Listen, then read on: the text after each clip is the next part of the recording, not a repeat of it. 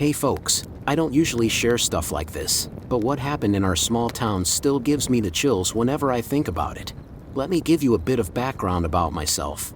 I'm Tom. I'm in my late 20s, and I work for the local police department. It's a quiet town, you know, the kind where everyone knows everyone else's business. But sometimes, things happen that shake the whole community. So, let me tell you about my friend, Sarah. She was a sweet girl, always had a smile on her face and a kind word for everyone. We've known each other since we were kids, grew up on the same street, went to the same school. Sarah was the type of person who could light up a room just by walking into it.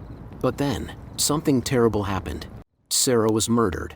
It still feels like a nightmare, even though it's been a few months now. The whole town was in shock.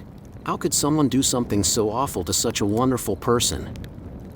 The police were called in to investigate. Of course, we combed through every inch of the town, interviewed everyone who knew Sarah, trying to piece together what happened that night.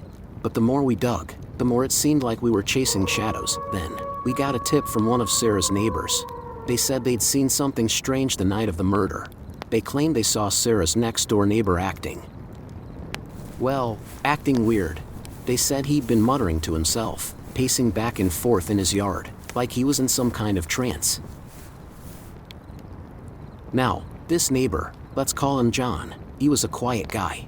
Kept to himself mostly, didn't bother anyone. But as we looked into his background, we started to uncover some unsettling things.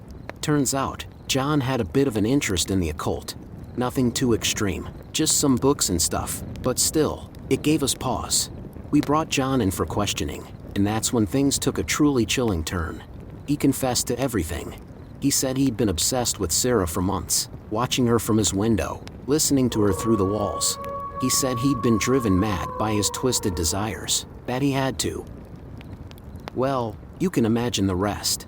I won't go into the gruesome details, but suffice it to say, what John did to Sarah was beyond horrific. It was like something out of a nightmare. And the scariest part? He seemed completely calm as he confessed, like he didn't even realize the enormity of what he'd done. Needless to say, John was arrested on the spot. He's currently awaiting trial, but I don't think anyone in town has any doubt about his guilt. The whole thing still haunts me, though. How could someone who seemed so normal on the outside be capable of something so evil? I guess that's the thing about small towns, though. You never really know what's lurking behind closed doors. And sometimes, the scariest monsters are the ones who live right next door.